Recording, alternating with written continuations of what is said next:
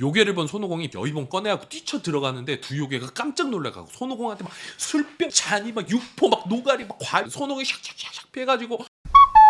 안녕하세요, 총총합니다. 서유기 요괴열전, 오늘은 벽파단 만성용왕과 구두부마 이야기 바로 시작하도록 하겠습니다. 우마왕을 물리친 삼장일행이 큰 성에 도착을 하게 됩니다. 사람들이 먹고 입는 걸 보니까 부자 나라인 것 같은데 거리에 10명의 승려들이 막 모르게 칼을 쓰고 쇠사슬에 묶여갖고 이 집 저 집 다니면서 불쌍하게 동냥을 하는 걸 삼장이 보고는 마음이 아파서 오공에게 무슨 일인지 알아보라고 이야기를 하죠. 손오공이 가서 물어보니까 금강사의 승려라고 이야기를 하면서 자기들이 지금 억울한 누명을 쓰고 있다라고 이야기를 합니다. 손오공이 삼장법사한테 데리고 와가지고 억울한 누명에 대해서 한번 얘기해봐라 라고 얘기를 했더니 여기서는 말하기 좀 그렇고 자기들 지내는 절로 가자고 얘기를 해요. 그래서 도착해서 보니까 절 이름은 금광사, 그리고 절 안에는 높은 탑이랑 나무 몇 그루만 있고 막 절이 허름해갖고 다 부서져 가고 막 기둥에는 막 승려들이 묶여 있고 이러니까 삼장이 너무 마음이 아파갖고 보는 내내 막 눈물을 흘리면서 그들이 고통스러워하는 모습 막 애써 외면하면서 절의 관리동으로 가는데, 가봤더니 승려들이 막 몰려 나오면서 삼장 일행한테 절을 합니다. 그러면서 하는 얘기가 혹시 당나라에서 오셨냐고 물어보게 되죠. 손오공이 이거 어떻게 알았냐, 자기들이 누명을 쓴 뒤로 억울한 마음에 밤낮으로 하늘에 빌고 있었는데 신령님이 나타나셔갖고 당나라에서 큰 스님이 오셔갖고 도와줄 거라고. 근데 삼장 일행이 행색이 이 지역 사람들하고 달라가지고 우리가 한 번에 알아볼 수 있었다. 삼장법사가 무슨 일이냐라고 얘기를 하니까 여기 나라 이름은 제세국이라고 하는데 몇 년 전까지만 해도 사방의 오랑캐 국가에서 조공을 바칠 정도로 매출이 괜찮았대. 그래서 삼장이 아니 이웃나라에서 조공을 바칠 정도면 임금님도 굉장히 훌륭한 분이고 관리들도 대단하겠구나 라고 하는데 승려들이 전혀 그렇지 않다. 아주 그냥 똥멍청이들이라고 얘기를 합니다. 주변에서 알아서 기는 이유가 사실은 금강사 탑 꼭대기에서 신비한 빛이 이렇게 쫙 나오고 있었대요. 그래가지고 낮에는 오색 기운이 주변으로 뻗어나가고 저녁에는 노을색 빛이 막 쫙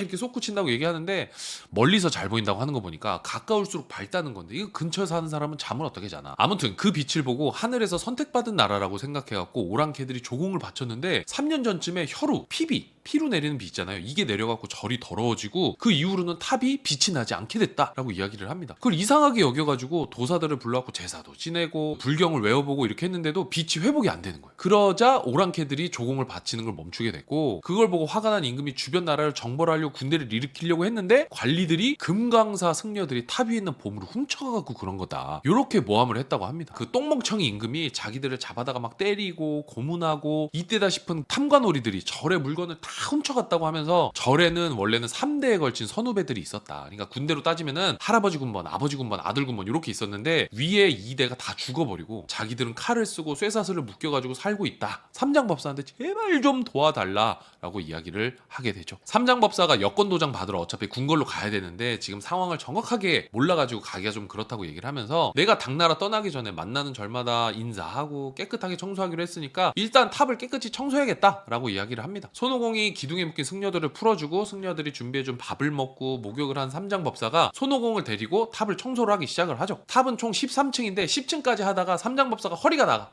허리가 너무 아프다, 힘들다, 오공아 좀 부탁한다, 이러려고 데리고 온 거죠 사실. 그래가지고 손오공이 나머지 3개 층을 이렇게 청소를 하면서 쭉쭉 올라가는데 문득 꼭대기 층에서 누가 말하는 소리가 들려가지고 뭔가 자세히 들어보니까 13층 한복판에 2마리 요괴가 마주 앉아갖고 술을 주거니 받거니 하는데 분위기가 아주 좋아요. 요괴를 본 손오공이 빗자루를 집어 던지고 여의봉 꺼내갖고 뛰쳐 들어가는데 두 요괴가 깜짝 놀라가고 손오공한테 막 술병 잔이 막 육포 막 노가리 막 과일 이런 거 막 손에 잡힌 대로 막 던지는 거죠. 손오공이 샥샥샥샥 피해가지고 여의봉으로 죽이려다가 얘네를 살려서 잡아가야 추궁할 수 있을 것 같아가지고 여의봉으로 위협하고 붙잡는데 얘네가 붙잡히자마자 막 제발 살려달라고 손을 싹싹 비든 거예요. 그래갖고 잡아가지고 삼장한테 갔더니 삼장 뭐하고 있었는지 알아? 삼장 자고 있었어. 삼장 깨워가지고 이제 대화를 시작을 하는데 두 요괴는 벽파단 만성용왕의 부하들이었어. 근데 이 만성용왕이 누구냐? 전에 우마왕이랑 손오공이랑 싸우다가 우마왕이 친구 생일잔치 가야 된다고 가잖아요. 그 친구가 바로 요 만성용왕이라는 거 아닙니까? 그래가지고 요 요괴들의 이름은 분파합해 페파아분, 이름이 4글자인데 앞뒤 이름만 다른 애들이에요. 분파합해 페파아분. 그래가지고 분파합해는 매기요괴, 페파아분은 가물치요괴. 요 맛 좋은 두 친구들이 이야기하기를 만성용왕에게는 예쁜 딸이 있고 사위는 신통력이 대단하다고 얘기를 합니다. 그래가지고 몇 년 전에 사위가 용왕이랑 금광사 탑에 와가지고 신통력으로 혈우가 쏟아지게 해가지고 탑을 더럽히고는 탑 속에 안치된 사리자 불보를 훔쳐갔다고 얘기를 하는 거죠. 사리자 불보가 뭐냐면은 그 사리라고 훌륭한 승려들 화장하면 나오는 그 구슬 같은 거 있잖아요. 그거든가 아니면 그에 준하는 불교의 보물 정도로 생각하시면 하시면 될 것 같습니다. 그리고 그 딸은 서왕모 집에 가가지고 구엽 영지초를 훔쳐다가 키우고 있다고 해요. 용궁에다가 보배를 갖다 놓으니까 광채가 밤낮없이 빛을 내기 시작했다고. 그리고 자세한 이야기는 안 써있는데 식물 키울 때 빛이 필요하니까 구엽 영지초 키우려고 사리자 훔쳤나 싶기도 해요. 우리 왜 어두운 곳에서 식물 키울 때 식물등 같은 거 두니까. 근데 최근에 삼장일행이 나타난다는 소문을 듣고 용왕이 우리한테 탑 근처에서 기다리다가 손오공이 오면 알려달라고. 그러면 미리 대비하겠다고 이야기를 했답니다. 그리고 손오공이 듣고는 이 자식 괘씸하구만. 지난번에 우마왕 초대했던 애가 얘야? 이러면서 투닥투닥 하는 사이에 팔개가 다른 성녀들하고 올라와가지고 아이 청소 다 했으면 빨리 들어와서 잠이나 자. 여기서 뭐 하시냐고. 그러니까 손오공이 두 요괴를 소개시켜주죠. 매기하고 가물칠한다. 그랬더니 팔개가 잡아 죽이려고 하니까 두 요괴가 제발 살려달라고 난리. 그래가지고 팔개가 여차하면은 매운탕 끓여 먹겠다라고 이야기를 하고 누명을 벗을 생각에 승려들은 너무 좋아하고 손오공은 철사를 가지고 오라고 해서 비파골이라고 견갑골이래요. 이거를 꿰뚫어 갖고 묶어두는데 서유기에서는 이 견갑골을 꿰뚫어 두면 도수를 못 쓰는 설정이 있다고 얘기를 하네요. 다음날 아침 삼장이 손오공이랑 임금을 만나러 가가지고 자기소개를 하고 나니까 임금이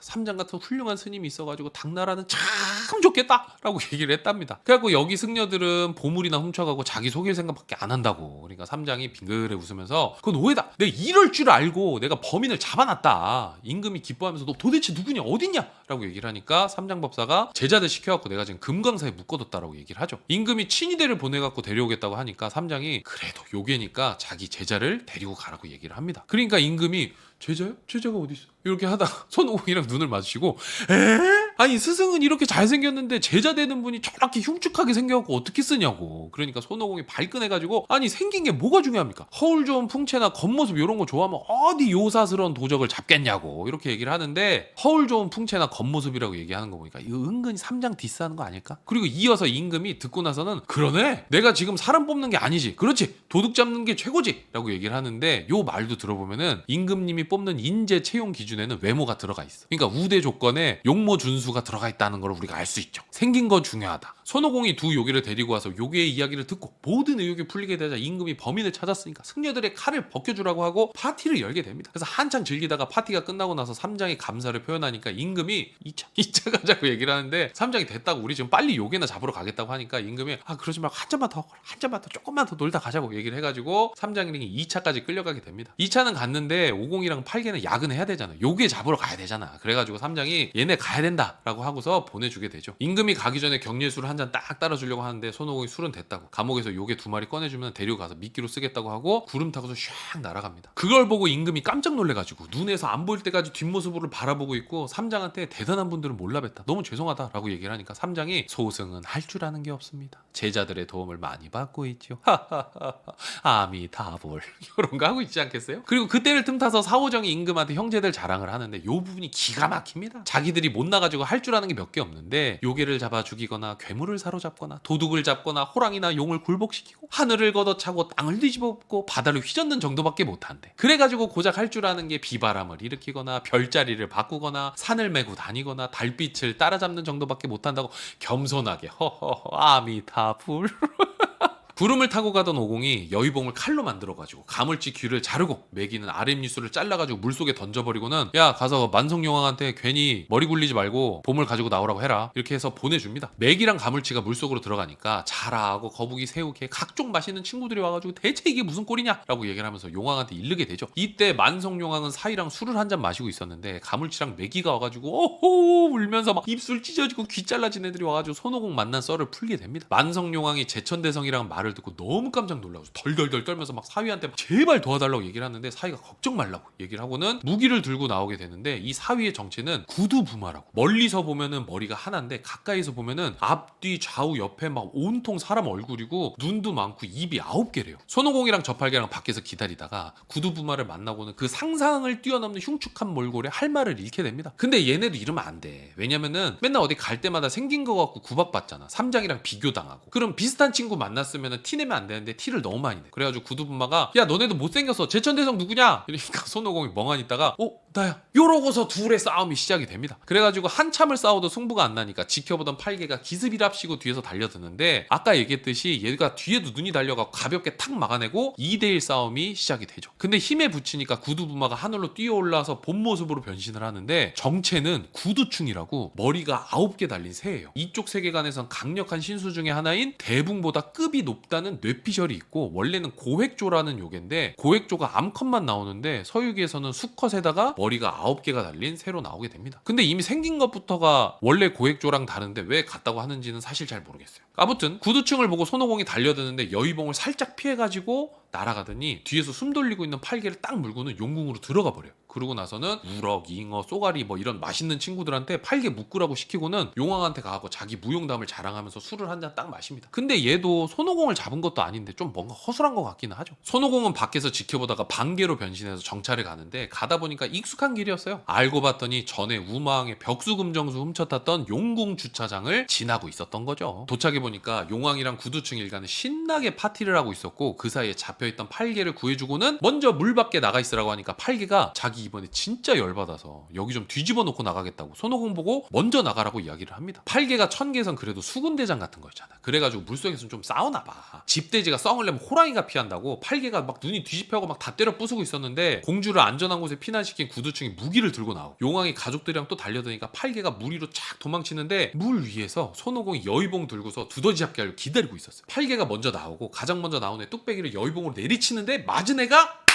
만성용왕이었던 거지. 그래서 만성용왕이 힘차게 올라오다가 여의봉에 딱 맞고 엄청난 충격을 받고서 머리가 깨져서 물 위에 둥둥 떠다니고 뒤따라 올라오던 용왕의 가족들은 깜짝 놀라서 도망치고 구두충이 자기 장인의 시체를 수습해서 궁궐로 돌아가게 됩니다. 팔개랑 오공이 물 밖에서 앞으로 어떻게 할까 고민을 하는데 팔개가 날도 저물었으니까 일단 돌아가자고 하고 손오공은 아니 날이 밝든 어둡든 뭐가 중요하냐 지금 기세가 중요하다 몰아쳐야 된다 이러면서 둘이서 옥신각신하고 있는데 갑자기 안개구름이랑 바람이 이렇게 막 일어나더니 동쪽 하늘에서 웬 패거리가 용자 하면서 걸어가는 거예요. 그래서 손오공이 자세히 보니까 안개구름 속에 현성 2랑진군하고 매산 6형제 합쳐서 7성 7형제 패거리가 사냥하고 놀다가 집에 뛰어가고 있었어요. 손오공이 보고서 도움을 받으면 좋겠다고 생각했는데 이번엔 직접 안 가고 웬일로 팔개한테 먼저 가라고 그러네. 알고 봤더니 예전에 천계에서 난동 피울 때 손오공 잡은 인물이 2랑진군이었는데 싸우다 한 번 져갖고 손오공이 괜히 신경 써야 하는 거예요. 전교 1등한테 전교 2등이 도와달라고 하는 그런 느낌? 근데 또 그것도 아닌 게 이게 사실 손오공이 잘 싸우다가 태상노군이 도와줘갖고 이랑진군이 이긴 거고 그때 이후로 싸우질 않았는데 근데 또 뭐 그래도 진 건 진 거라고 또 뭐 결과에 승복하는 건지 아니면 그냥 손오공이 하남자인 건지 모르겠는데 아무튼 손오공이 시켜서 팔개가 이랑진군한테 가서 제천대성이 만나자고 했다고 이야기를 합니다. 근데 또 이랑진군은 그날 이후로 안 싸웠으니까 영원한 1등 아니겠어요? 그래가지고 마음에 여유가 넘쳐 손오공이 만나자니까 아이고 대성 오랜만이네 그 승려가 돼가지고 서천 간다고 들었는데 축하해 아유 축하해 아주 훌륭하게 잘 크고 있어. 그러니까 손오공은 좀 떨떠름하죠. 뭐 좀 형님 바쁘시겠지만 이번에 한 번만 좀 도와주십시오 이렇게 얘기하니까 이랑진군이 또 호탕하게 웃으면서 나처럼 한가한 사람이 어디 있다고 내가 지금 시간이 너무 많고 하도 심심해서 지금 사냥 갔다 오는 길이야 당연히 도와줘야지 그러면서 흔쾌히 돕기로 합니다. 손오공이 상황을 설명하고 용왕이 죽어서 장사 지내고 있는 지금이 덮치기 좋은 기회인 것 같다 당장 싸우러 가자. 팔개가 또 옆에서 하지만 날이 저물었는걸요 팔개는 어두운 게 싫은걸 그러니까 이랑진군이 야 그게 뭔 상관이냐 역시 전교 1등하고 2등은 생각하는 게 똑같다. 하지만 이랑진군이랑 같이 온 애들은 오랜만에 손오공이랑 저 팔개 만나서 같이 놀고 싶다고 얘기를 하고 근처에서 불 피우고 결국 술을 한잔 합니다. 아침이 되니까 팔개가 먼저 물속으로 빠르게 들어가서 상복을 입고 있는 용왕의 아들을 찍으면서 싸움의 시작을 알리게 되죠. 빵! 구두충이랑 다른 용족들이 따라오니까 싸우는 척하면서 물 밖으로 유인해내고 적들이 물 밖으로 솟구쳐 오르자 손오공이랑 매산 6형제가 공격해서 용족들을 먼저 몰살을 시킵니다. 겨우 공격을 피한 구두충이 이길 수 없을 것 같다는 생각이 들어서 다시 머리 9개 달린 새로 변신해서는 하늘로 쫙 날아오르고 이랑진군이 기다리고 있었어. 그래서 황금탄궁의 은빛탄환 역시 금수전 다르다. 옥황상제 조카는 다르다. 구두충을 쫙 공격하는데 구두충이 피하고 이랑진군한테 달려들거든요. 그리고는 아까 팔개를 물었던 것처럼 이랑진군을 공격하려고 하는데 이랑진군을 지키고 있던 사냥개 한 마리가 달려들어서 구두충 머리를 탁 물어뜯어가지고 피투성이로 완전 걸레로 만들어버려. 그래서 힘겹게 벗어난 구두충은 고통스럽게 비명을 지르면서 북쪽 바다 어딘가로 사라지게 되고 뒤쫓으려는 팔개를 손오공이 탁 막죠. 어차피 죽을 것 같다. 쫓지 말자. 그리고는 구두충으로 변장해서 만성공주한테 가서 사리자랑 구엽 영지초를 빼앗고 팔개가 쇠스랑으로 탁 찍어버리게 됩니다. 이제 용왕의 가족은 용왕의 아내만 남았는데 팔개가 죽이려고 하니까 손오공이 한 마리 정도는 데리고 가자라고 이야기를 하고 이랑진군이랑 육형제랑 빠이빠이 인사하고는 삼장과 임금에게 돌아옵니다. 용왕의 아내가 그동안의 일을 자백하고 제발 살려만 달라고 비니까 손오공이 크게 인심 쓰는 척하면서 다음과 같은 일을 하는데 철사로 견갑골을 뚫어 금광사 탑 꼭대기 기둥에 쇠사슬로 묶어두고는 탑을 지키게 합니다. 그리고 근처 신령들한테 사흘에 한 끼만 밥을 주고 탑을 제대로 지키지 못하는 것 같으면 바로 죽여도 된다 라고 이야기를 하죠. 그냥 죽이는 게 낫지 않나, 이렇게 괴롭고 고통스럽게 살 바에는 한 번에 편안하게 보내주는 게 더 좋은 게 아닌가. 그렇게 요괴에게 큰 인심을 쓰고 금광사의 이름을 복룡사로 바꿔주고는 임금이 차려주는 밥을 맛있게 먹고 다시 여행을 떠나게 된다라는 이야기가 만성용왕과 구두부마의 이야기가 되겠습니다. 여기까지 함께 해주셨으면 구독과 좋아요, 기타 등등 부탁드리고 다음 영상까지 건강하고 행복하시길 바라도록 하겠습니다. 감사합니다.